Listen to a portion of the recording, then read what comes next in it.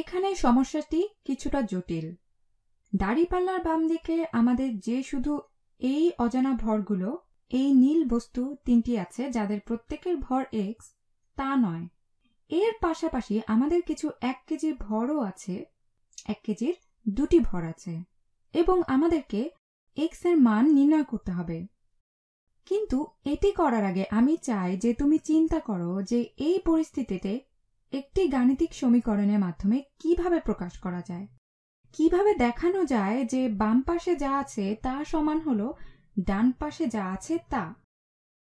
তাহলে এসো চিন্তা করি যে আমাদের বাম পক্ষে কি আছে।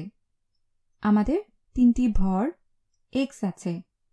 তাহলে তুমি বলতে পারো আমাদের আছে 3x, এবং তারপর আমাদের আছে 1 কেজির দুটি ভর।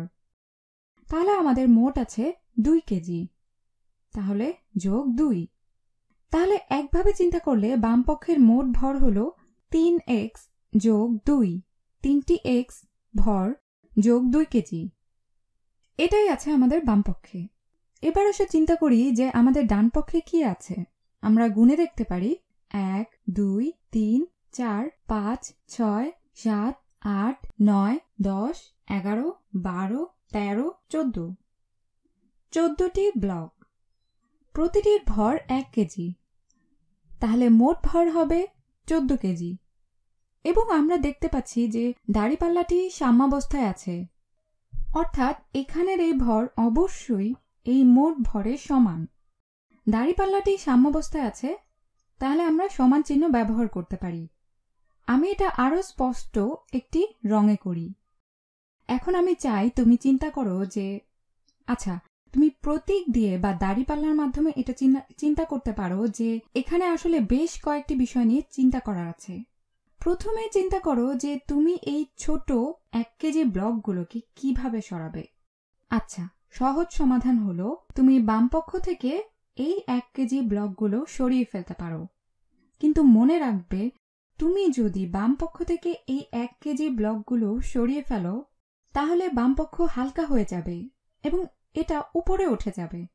কিন্তু আমরা একে সাম্যাবস্থায় রাখতে চাই, যাতে আমরা একে সমান বলতে পারি, যাতে আমরা বলতে পারি যে এই ভর সমান এই ভর। তাহলে আমরা যদি বামপক্ষ থেকে দুটি ব্লক সরিয়ে নিতে চাই, তাহলে আমাদের ডান পক্ষ থেকেও দুটি ব্লক সরিয়ে নিতে হবে। তাহলে আমরা এখান থেকে দুটি সরিয়ে নিতে পারি এবং তারপর আমরা এখান থেকেও দুটি সরিয়ে নিতে পারি। গাণিতিকভাবে আমরা যা করছি তা হলো আমরা উভয় পক্ষ থেকে 2 কিলোগ্রাম বিয়োগ করছি। আমরা উভয় পক্ষ হতে 2 বিয়োগ করছি। তাহলে বাম পক্ষে আমাদের এখন আছে 3x যোগ 2 বিয়োগ 2। তাহলে আমাদের শুধু 3x থাকছে। এখন ডান পক্ষে আমাদের ছিল 14 এবং আমরা 2 সরিয়ে নিয়েছি। আমি এটা লিখি, তাহলে আমাদের 12টি ব্লক থাকবে। এবং তুমি গুণে দেখতে পারো যে আমি যেগুলোকে কাটিনি সেগুলো যোগ করলে 12 হয়, এবং এখানে তোমার কাছে 3টি x ব্লক আছে।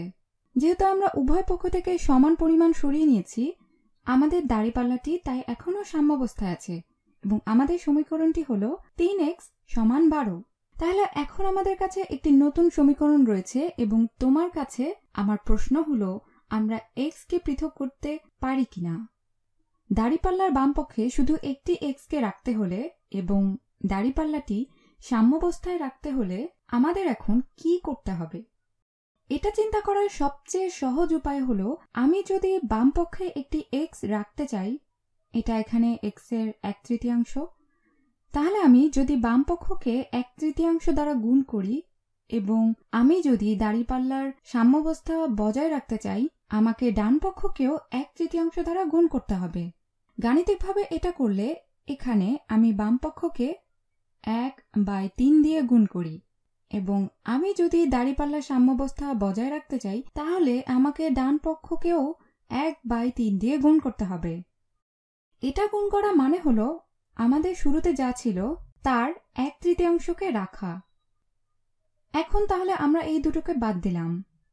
আমাদের শুরুতে যা ছিল তার 1/3 যদি আমরা রাখতে চাই, প্রথম দুটি সরিয়ে ফেলার পর এখানে 12টি ব্লক অবশিষ্ট আছে।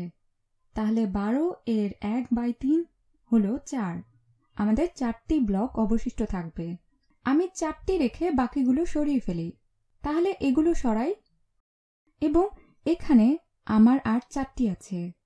তাহলে তোমার কাছে কি অবশিষ্ট আছে? তোমার শুধু এই x অবশিষ্ট আছে। আমি দেখানোর জন্য এটি রং করছি যাতে বোঝা যায় যে আমাদের শুধু এটি অবশিষ্ট আছে এবং তারপর আমাদের এই 1 কিলোগ্রামের ব্লকগুলো আছে। তুমি গাণিতিকভাবে এটা এখানে দেখতে পারো 1/3 গুণ 3x, বা তুমি বলতে পারো 3x ভাগ 3। এই 3 বাদ হয়ে যাবে, তাহলে এটি আমাদের দিবে একটি x, এবং ডান পক্ষে 12 গুণ 1/3 বা 12/3, যা সমান হলো 4। এবং যেহেতু আমরা উভয় পক্ষে একই কাজ করছি, তাই দাঁড়িপাল্লাটি এখনো সাম্যাবস্থায় আছে। তাহলে তুমি দেখতে পাচ্ছ যে এই জিনিসের ভর অবশ্যই এই অবশিষ্ট 4টি ব্লকের ভরের সমান হবে, অর্থাৎ x অবশ্যই 4 কিলোগ্রামের সমান হবে।